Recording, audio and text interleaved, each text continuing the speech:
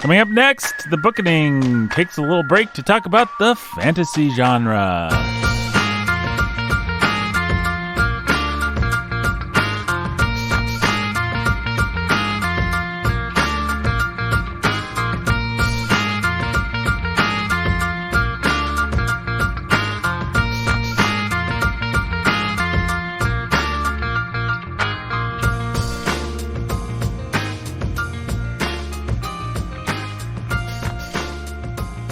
Hey everybody, welcome to the Bookening emergency recording session. Just me and Jake. Hey. I'm Nathan, your humble and obedient host. That's Jake, pastor who's a master of reading. What's up, guys? And I see an empty seat. Where once, I don't know, I was trying to do the Tiny Tim thing. Yeah, but, no, I know, I couldn't pull it either. I see a empty chair and a crutch without an owner. I mean, I could say like a thing of nachos, but the thing that we've been trying to emphasize is that Brandon is thin, folks. Yeah.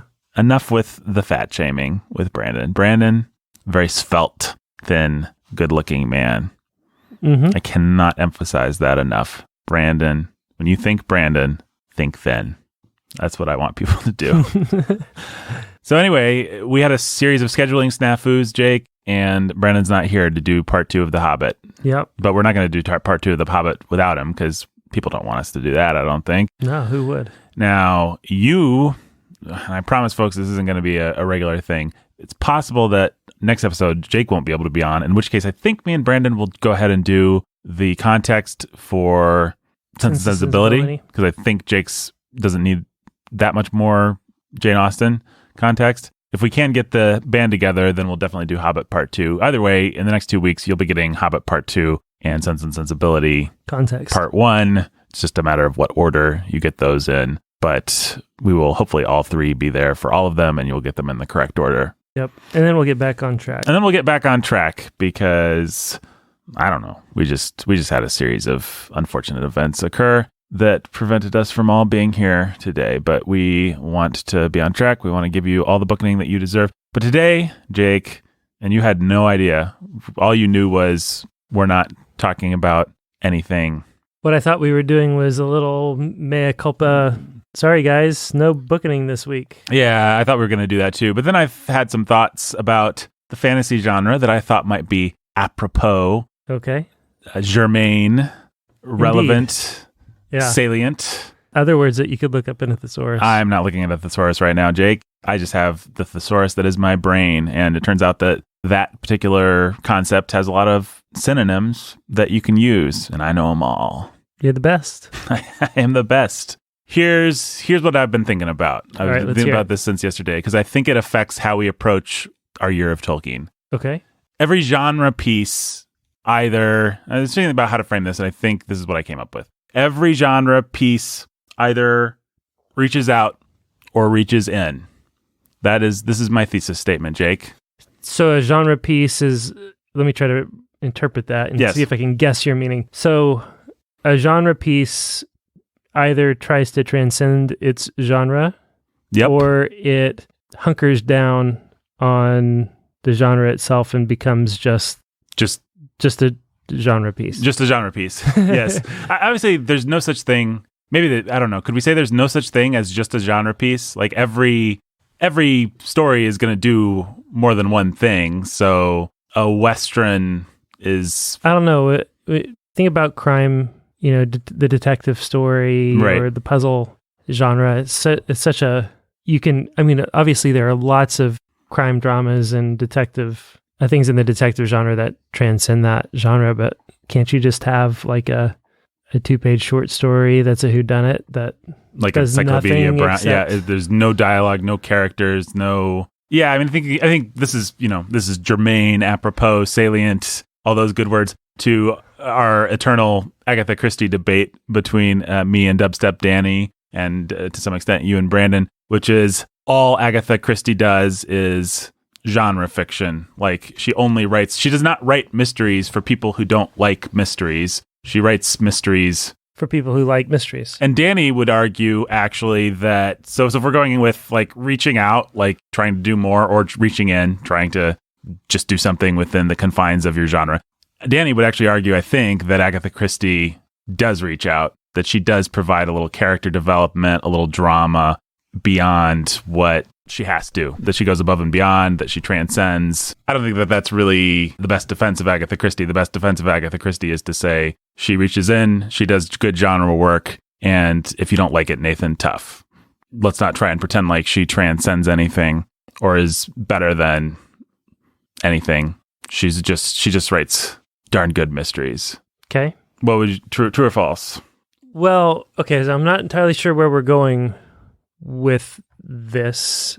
So if all you're saying is some people like to make good, fun pop art in their genre, and some people try to want to tell a bigger story in the genre that they pick as the vehicle, the starting point, but maybe not the destination, then I think that's just to identify two different types of artists, right? Like it's to say that with two different types of goals. Right. And obviously the lines are blurry. Like right. I was trying to think, if we're using this construction, like, I don't know, for example, maybe we could say a Big Mac reaches in. It's just a good burger for people who like crappy fast food burgers. Whereas like a McAfee stupid or McCafe or whatever, one of those drinks that pretends to be Starbucks, like, yeah, it's trying to reach out. Like, hey, you don't like McDonald's? Well, here's a thing for people that think they're too good for McDonald's. Right. But then you have some things that are a little bit more tricky, like how would you categorize Marvel movies? Well, okay. So like back to McDonald's, in order to make a point about Marvel, when McDonald's reaches out, McDonald's almost always fails. Right. Right. Like nobody actually wants to go to McDonald's for anything. The only people that actually want to go to McDonald's are people that like McDonald's. Yeah. And they may get, one of their McCafe things while they're there getting their burger. That they always would have. It's the genius of Arby's recent turnaround. They've stopped reaching out and they've said, actually, the only people that should come to Arby's is people that really like Arby's, people that want nasty meat sandwiches. Like that's their whole advertising campaign is, if you don't like the kinds of things that Arby's does, then forget you. If you want good dialogue, then don't come here. This is a mystery story. I think the same's true of Marvel. Marvel is at its best when Marvel is just trying to be fun. When Marvel tries to be transcendent, that's when things get wonky. And it's not that Marvel hasn't, been able to tap into some real emotion, because they've, done a million movies that have, given us some lovable characters and story arcs that have weight. But at the end of the day, still, Marvel's at its best when it's quippy and fun and blowing things up and colorful. And although I guess you could argue, this is where maybe the whole construction is useless, and it's the lines are so blurred that how do you even figure it out? Like, just hiring Robert Downey Jr. and letting him be quippy is kind of reaching out. It's like, now this movie's not just for people who like things blowing up and people in iron suits. It's for people who like good performances. It's for the original Iron Man was touted as a movie for people who didn't like superhero movies, and then they kind of doubled down and made a bunch. And confused me, honestly, by making a bunch of movies that were only for people who like the first Thor. That's not really a very interesting movie unless you're the kind of person that likes to watch Thor. Yeah, I mean, but they were trying to find that middle ground, I think, and I think this is something that we'll talk about on Sanity at the Movies when we get this far in our superheroes journey.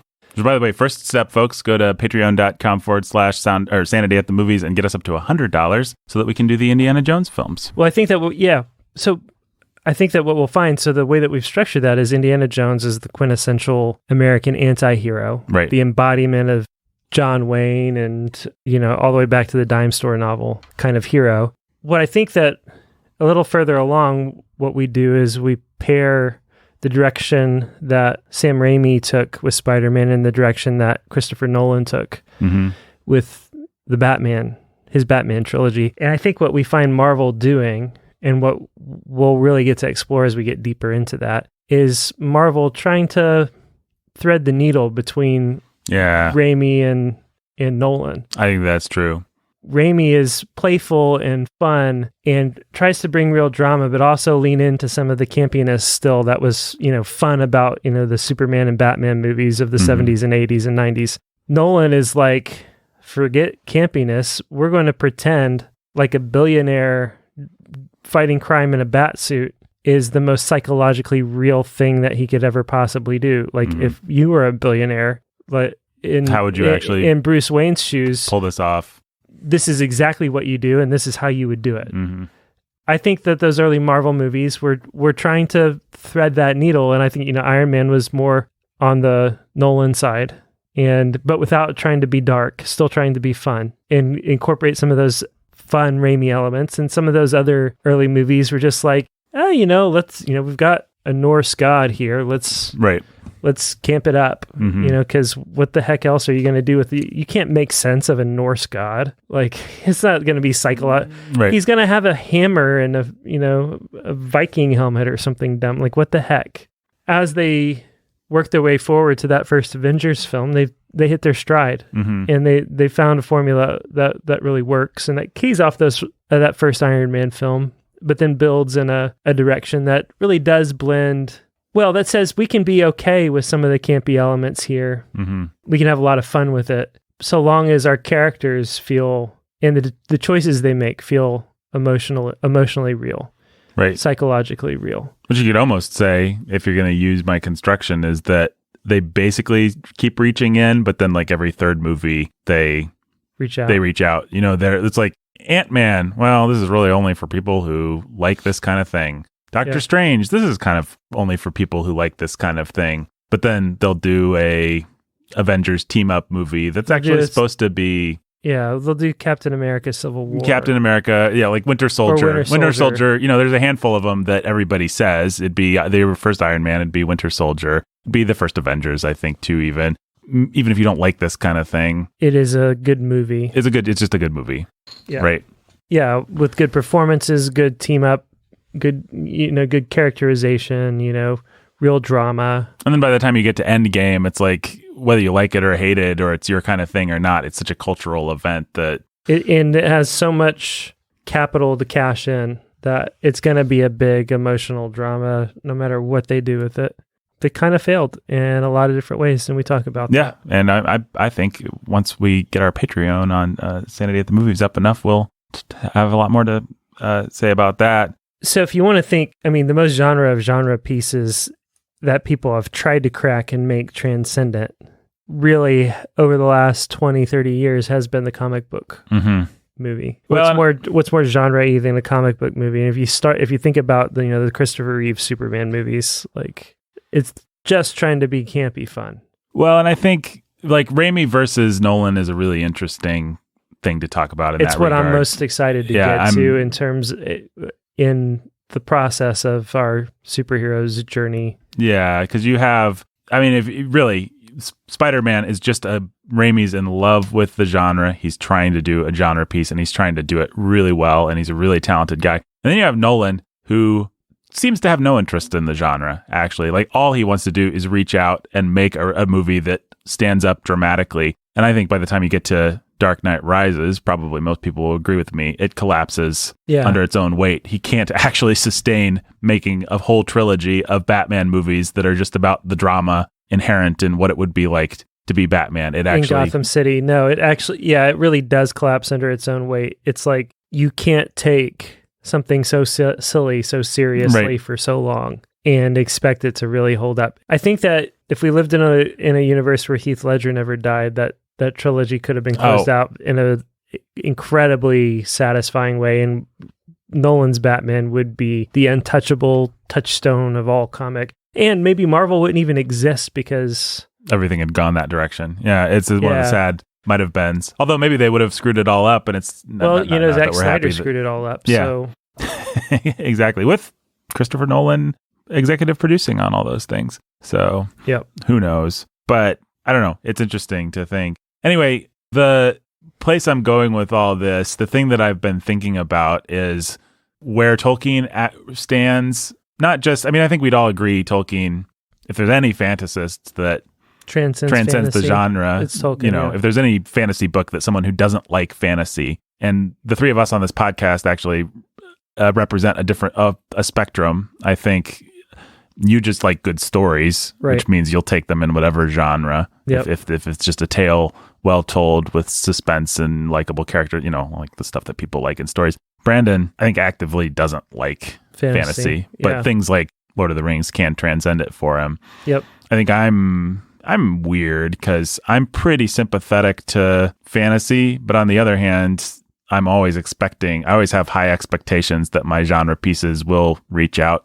and do something else. Like if you're just going to give me the first Thor movie, I'm going to be bored by it because I'm not so inherently interested in just hanging out in Asgard. But on the other hand, I've probably read more fantasy and horror and speculative fiction than either one of you guys. Well, I think that I feel the pull of some of that stuff maybe a little bit more. Well, I think that where that becomes evident is when you go to the genre, the medium of TV and film. Mm-hmm.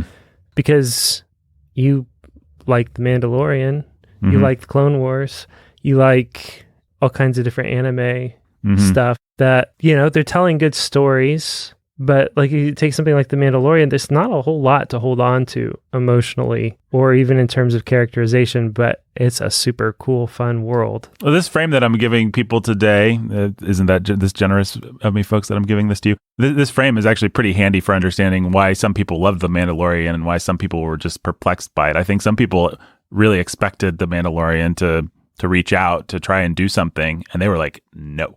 Yeah. We are just doing a good genre piece. And actually, our genre is Xena Warrior Princess. Like, that's all we're aiming for, is a really high budget version of the silly shows that you grew up with, the silly half-an-hour adventure shows. But we're taking that silly half-an-hour adventure show and we're placing it in Star Wars and using the coolest armor and the coolest ships and guns and jetpacks and stuff. Meanwhile, you have the three makers of the sequels, the two, Abrams, Johnson and Abrams under Kathleen Kennedy, all trying to make it something more, all striving to reach beyond, to transcend. Or subvert the genre. Yeah, but one way or another, Rian Johnson has no interest in just making a Star Wars movie, just making a thing for Star Wars nerds. Yep. He wants to make something that subverts and transcends. And J.J. Abrams, in his own super lame way, well, maybe that's not true. Maybe J.J. Abrams does just want to make. I think J.J. Abrams just wants to make a Star Wars movie. Right. I think J.J. Abrams of what a good idea of what a good Star Wars movie is just dumb. Yeah, I agree. He knows what he likes. And he's got mandates from the front office that he's supposed to transcend with the gender, with the... Yeah, so he's trying to harmonize. He's in a difficult position, and we should be a little more sympathetic probably to him than we have been. Yeah, he doesn't deserve to be the villain of Star Wars. Because he's trying to harmonize his vision of what he thinks is fun and cool about Star Wars, which is an older generation's vision. Right. With what the front offices, what the big wigs, what the suits say the movie needs to accomplish in terms of propaganda and in terms of, what their market research shows that people want. And that's a tough place to live. Yeah. As a storyteller. It is. Well, and I think that sort of brings me to the thing that got me thinking about all of this. What I was thinking about is, have our expectations of genre pieces actually changed? Do we, in fact, and I don't really know what the answer is, I just think it's an interesting, provocative question. Do we, in fact, expect genre pieces now to transcend and to reach out when, in fact, many of them should just be humble and reach in? The reason I thought about this is because I thought about the fact that people actually think about even Lord of the Rings differently than I seem to remember in the 80s. Like, I remember going to used bookstores and going to Barnes and Nobles, and there'd be the fantasy section. And the fantasy section was crap.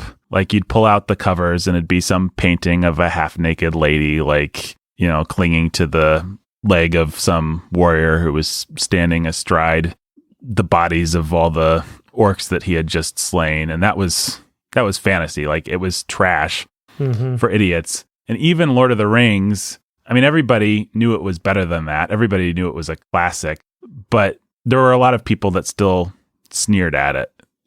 Kids on the playground, or my dad, just like assumed. Right. He just assumed, my dad would not have assumed that Lord of the Rings was any different than Conan the Barbarian or an old Weird Tales pulp magazine kind of thing. And people who knew better, and there were plenty of them. But also, fantasy just wasn't as reputable of a genre. Right. Yeah, I mean, that's kind of how I think I felt, or what I think I assumed about.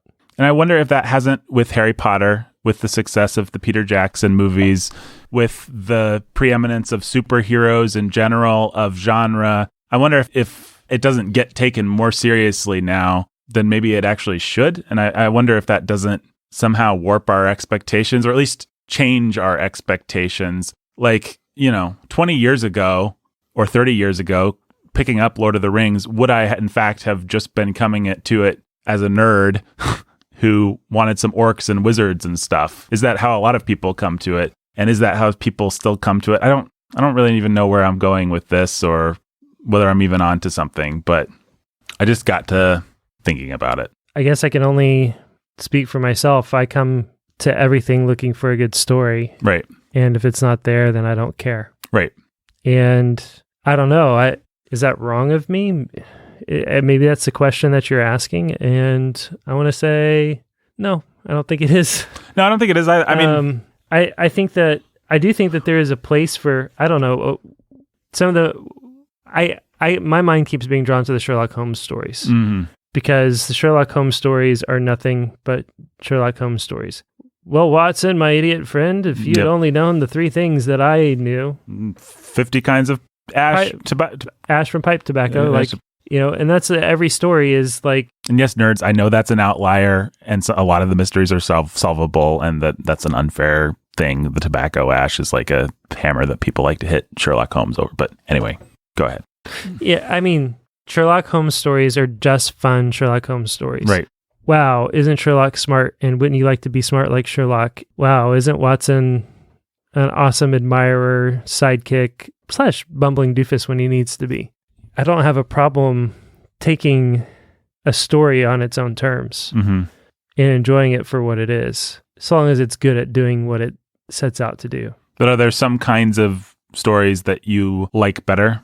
I mean, in other words, are you in fact someone who is drawn to, let's say, the fantasy genre? And so a fantasy story that simply reaches in, that tries to do nothing beyond be a fantasy story, is the kind of thing that you might like, whereas you're not so much a romance guy. So a really well done romance story that tries to do nothing else won't do it for you. Or do you actually just, and I'm asking not about people in general, I'm asking about Jake, are you just the kind of person that does, on some fundamental level, love narrative, such that wherever you find it, you will be excited by it? I think the fact that I have really enjoyed Marvel and Star Wars is the proof that where there's a good story, that's all it takes to win me, right, and make me happy. I never thought Star Wars was all that cool growing up. I didn't know much about it. I don't know that I'd seen any of the prequels outside of maybe once. Before I started watching the Clone Wars with my kids, I just thought it was cool and fun and well-told stories that were in terms of just the little cartoons that they were for kids. And that helped draw me into the whole universe. And same with, I don't think that I watched a Marvel movie, and I had friends geeking out about it and telling me that, Iron Man was great and all this stuff. I never watched the Spider-Man movies, the Sam Raimi Spider-Man movies. In theaters, people were geeked about that. I didn't care. I didn't care about the Tolkien movies. People had to drag me to these movies. But I got won over to Tolkien through the movies. I still never really cared about Sam Raimi's Spider-Man at the time. Nolan's Batman was kind of cool. And then at some point, I think maybe even after the first Avengers movie hit theaters, I think we finally Redboxed something, and it was probably the first Iron Man or something like that. Or I don't know. I don't even remember what it was. But it's oh, that was fun. We're at a place where we just want some fun. And this is fun that I don't have to feel too bad about. Well, let me ask you this. Has the story been an effective Trojan horse for the trappings? In other words, have you now, by enjoying story after story, been infected with the disease such that you can turn on any superhero thing and be like, oh, I just like superhero things? Maybe. I'm sort of thinking maybe that's not true, because it's you actually didn't like Star Wars Resistance. Like you're not just, no, I didn't. You're not just going to like every Star Wars thing because it's Star Wars. That's right. I did not like Resistance, and I watched all 2 seasons with my kids.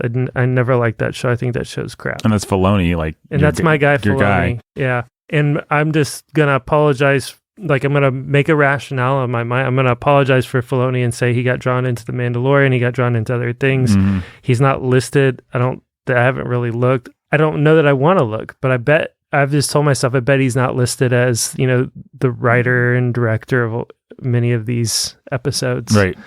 It doesn't have the same character, the same heart, the same storytelling that I loved in both Clone Wars and in Rebels, mm-hmm. which were his things. Yeah, I don't care about it. I really don't. I tried, here's another example of why that's not true. I tried the X-Men crap not too long ago to see if I could just enjoy, because I never watched any of that X-Men mm-hmm. stuff. And so I watched like the first 1 or 2 X-Men movies. It ain't happening. Like, it just doesn't ring my bells. There's nothing about those movies that makes me want to suffer through them. Right. It does not have any intrinsic appeal to me. Mm-hmm. Well, I think maybe the only point I'm trying to make with all this is people should just know about themselves. It's a handy thing to know where you're at. Like, am I the kind of person, as I read Lord of the Rings, that would love it simply because it's got wizards and stuff like that? Like, is that actually the level? And it's not that you should be ashamed of that. It's just that you should be aware of it. Well, because if you're aware of it, what you can then be aware of is where it prejudices you into thinking more of what you like than you ought to, right? Like, precisely. Oh, I really love this piece, and it's definitely not because I just like wizards and orcs. It's because it's a great transcendent story. Actually, no, it's a trash story that has wizards and orcs. Yeah, I mean, weirdly, I always defend the Hobbit movies. I think this is an example of a place where it's like, I actually just like Peter Jackson's dumb, as gauche as it is, I like his dumb take on Lord of the Rings, and I just enjoy spending time in it. I think it's fun. And it doesn't, Legolas spider surfing and barrel surfing and stuff. Like, I get a kick out of all that. I know it's kind of silly, but I don't need those things to transcend. I don't need them to be I will never watch good unless I am, made to for podcasting purposes. I will never watch another Hobbit movie. Right. Ever again.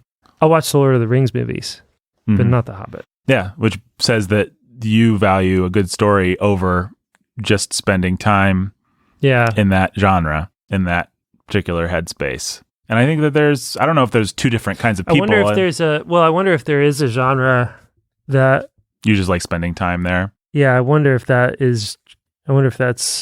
Well, the question is, what are the bad movies that you love? That's probably like, can you just watch any sports? Top Gun. Yeah. Like, do you just like rah-rah American crap? I mean... I think dogfights and fighter planes are cool. Right, so... I think Top Gun is cool. Here's an example of where Jake could probably watch a really bad fighter pilot movie and just get a kick out of it. That's possible, yeah. Because he enjoys that stuff. I'm super pumped about Top Gun Maverick for absolutely no good reason. Right. So I guess there's that. I don't know. Maybe I think that movie just imprinted on me as a kid. I just thought it was so cool. Mm-hmm. Actually, I just thought of another example for me. I just love Batman stories. So it's like the Zack Snyder things, as dumb as they are. Like, I've watched each of the Zack Snyder movies more than once just because it's like, you know what? It's been a long day. Let's just spend some time with Batman. Nope. And I know that they're bad. And it's not like the critical faculties of my brain shut off. It's just like, I want a vibe right now. I want a feeling. I want a Batman-y feeling. And I've watched too much Christopher Nolan. I've exhausted the usefulness of the good Batman movies. I'll watch Thor Ragnarok. Yeah, but I think we could argue that movie transcends because it's actually a movie for people that don't care about Thor, but just want a really great buddy comedy. Buddy comedy, space adventure. I think that's right. Like, I think that's what's fun about it. Thor Ragnarok actually is kind of listless as a genre piece, but as a buddy comedy that's got some fun action and some good jokes and keeps moving and likable characters and all that. Yeah. I think that's just a fun movie. That's great. Yeah. So I don't know. Did we get anywhere today? I guess maybe I think I don't know. I think that I am in book 4 of The Lord of the Rings, reading to my kids. Mm-hmm. And I am realizing as I read it to my kids, which they love it, I love it, we love it. Mm-hmm. I don't relish living in that world. Right. And some people so many people relish living in that world that we have things that everybody admits are crap, like Sword of Shannara or, the later Wheel of Time. But, there's bookshelves. There's an entire industry of books that exist to tell stories, not just about wizard, fantasy stuff, but about a hero with a magical thing, with a wizard guiding him, with a band of brothers that have to destroy a Dark Lord. Like that's its own genre. Yeah. Because people just want to spend more time in Middle-earth. No, Tolkien has to keep me invested in Sam and Frodo and the drama of what's going on with them. Frodo has to keep me invested. Frodo's working overtime to keep Jake invested. Tolkien's got to keep me invested in the characters and in the story and in the danger and in the good versus evil, dark versus light. Or I feel like he's always threatening to lose me because I really don't. Because you're not just like, yay, trolls. No, I'm not like yay, trolls. I'm not like yay, swords and axes and bows and arrows. I am not like elves and dwarves and orcs and wizards and I am not like that at all. I'm like, oh man, I see what's going on with Frodo here and Gollum, the battle in their hearts over the ring and Sam, and okay, that's what I'm invested in. And the story that's being told there of sacrifice and friendship and fighting the pulls of temptation. And then, oh no, the dragons are coming, Right. Oh no, what's around the corner? Oh no. And there are places where, the lights on the moor. We feel a little bit of that stirring of whatever. Yeah, or you finally get to Mordor and it's just so bleak. And in such contrast to everything that's come before it, so desolate, that, that kind of thing can be transporting, but... You don't need a huge dose of that. I don't need a big dose of that. I'm not a... And probably, if I may, there's moments where you're like, I wish he would actually stop servicing the genre and reach out. I wish he would stop reaching in and reach out a little bit more. Like, let's keep this moving. Let's not stop and hang out with the elves here. Let's not recite another poem. Yeah, I felt like Fellowship especially drags on that way. Whereas really people who just love the genre, they just want to spend time. They want to spend time there and live there. And yeah, I feel like, man, just tell the story. There are a lot of times that I have felt that way in the Lord, in a way that I don't think I ever have with The Hobbit. Mm-hmm.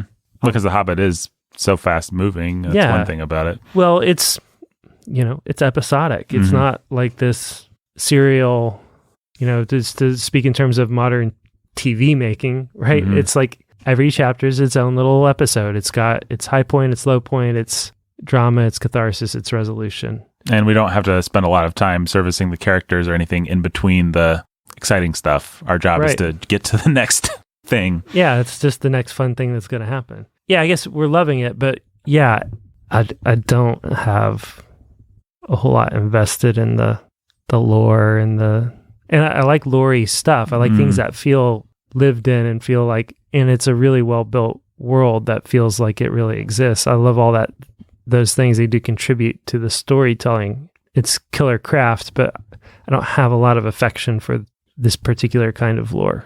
That's interesting. So it's like you're getting a certain sort of thing out of the book. But then you compare that to Brandon, like he doesn't have great narrative lust, but he does have great poetry lust. Like Brandon's looking for images. He's looking for, it's not that Brandon actually loves the genre either, but what he does love is these little transcendent moments, whether he can get them in War and Peace or Lord of the Rings, it doesn't matter. Right.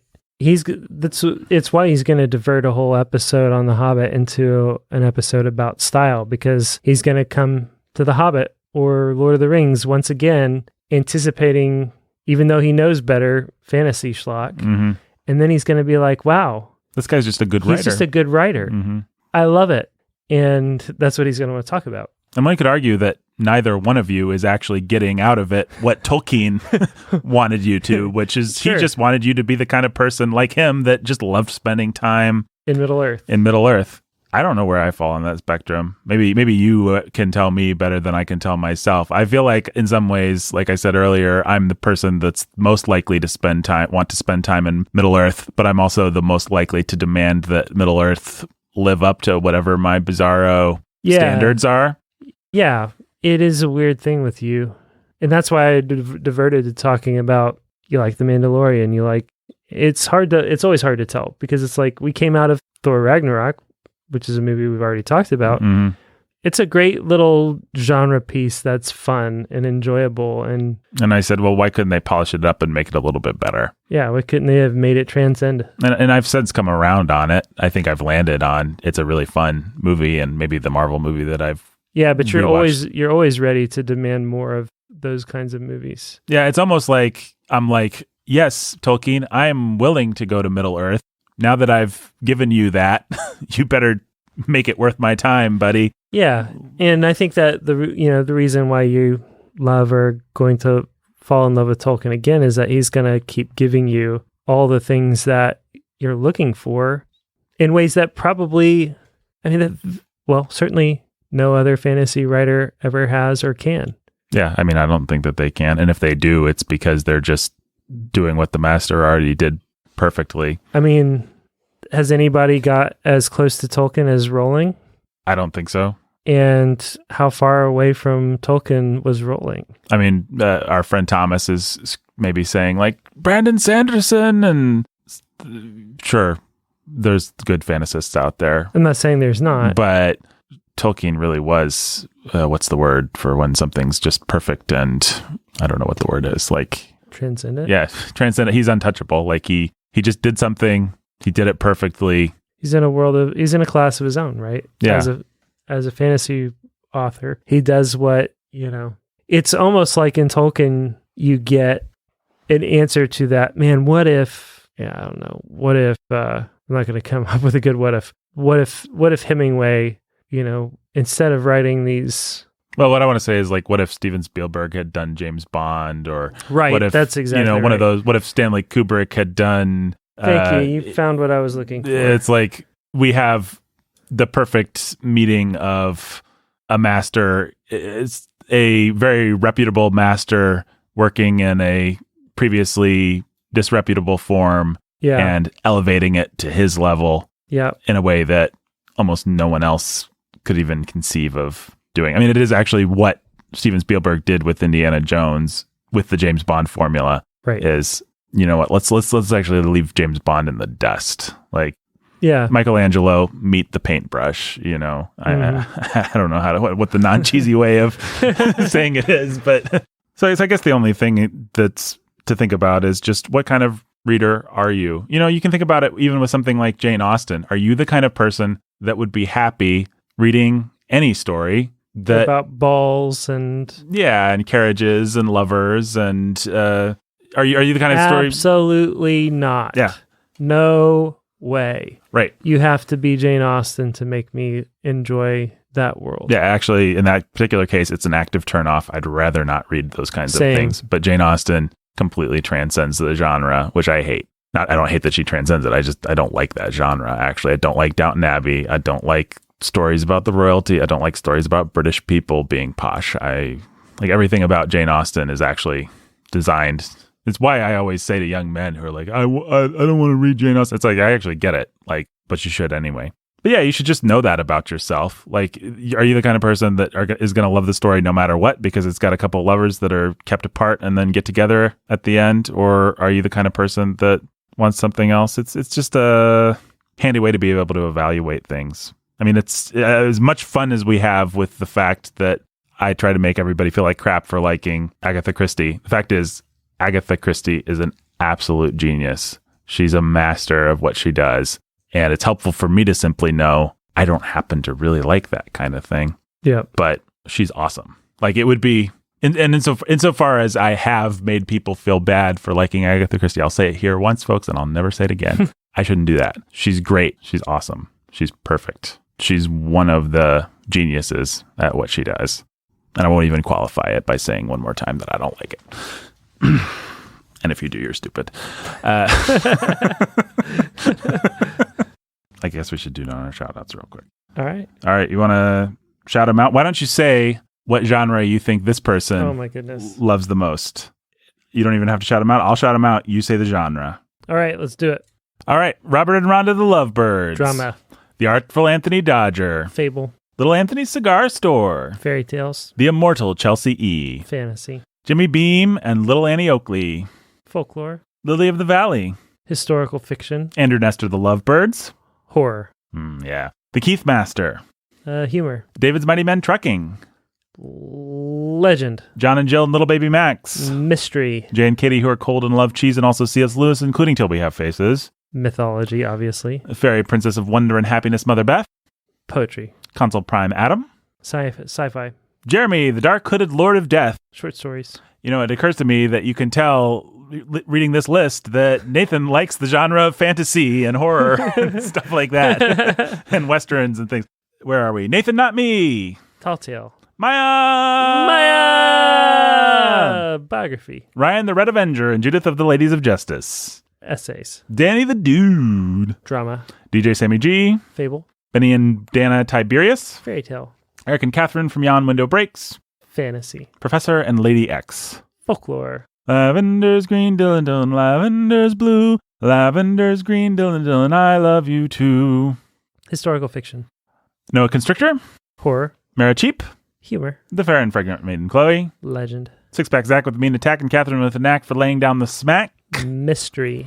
Anthony, who is cold and hates life, liberty, and the pursuit of cheese. Mythology. Jiu-Jitsu Jeffrey, the Texas Ranger. Poetry. Rachel. Sci-fi. Leopard Hank Thomas. Short stories. Midnight Ninja Ellen. Tall tales. Queen Kangetta. Biography. Return of the Jedediah. Essay. Jay of Rack and Ruin. Drama. Timothy, the Rider at Dawn. Fable. Eric and Kate, the Camp Champ Kings who are warm and love bees. Fairy tale. Matt Man. Fantasy. Sweet Jamie's Sunshine. Folklore. And we've got Tyler to welcome to the Patreon family, Jake. Folks, Jake just took a bite of like an energy bar or something. And so he's still chewing. I don't know that he has any liquid to help wash it down either. He's just going to be chewing for a while. So we'll just sit here, and Tyler was expecting to have a cool new name. You were like, hang on, I've got to figure out a name for Tyler. And I was like, okay, I'm going to eat this bar. And I took a bite. Well, Jake, I feel like Tyler's name day cannot be anything less than perfect. So I'm just going to leave him Tyler this week. Okay. But next week. And it's my fault? Yeah, and it's all your fault. Next week, it may also be that I haven't come up with a name that I'm happy with for Tyler. But next week, I will vouch for the fact that you have tried. I have tried, and I don't think we're quite there yet. We want Tyler's name to be something that he is worthy of and that is worthy of him. So we're working on it, but I think we'll just call him Tyler this week. So hello, Tyler. Hello, Tyler this week. Tyler this week, welcome to the Bookening. And fantasy is his genre. Fantasy is his genre. Yeah. I mean, he's going to have us reading Dune. Yeah. Are we going to tell people that? Might as well. Yeah. Tyler actually is going to have us read Dune. So maybe we should call him the Cuisinart Sazerac, because I think that's a thing from Dune. I wouldn't know. Remember the Cuisinart Sazerac? No. It sounds like a awesome drink. Yeah. I just remember the movie, the little girl says, "And how can this be? For he is the Cuisinart Sazerac." And then Kyle MacLachlan stands on top of a giant worm while electric guitars play. Dude's pretty awesome. Yeah, Tyler needs a cool sci-fi name. So we'll get there. Bookening today was done by us. Go to patreon.com/thebookening. You can sign up for great things like behind the scenes videos, like getting to choose a book, like getting sent a book. For the $50 reward, you can get a book sent every month, a high quality version of the book that we are reading in time to read along with us. And that's really all the news that fits to print. You should check out our movie podcast, Sanity at the Movies. Me and Jake talk about movies. It's fun.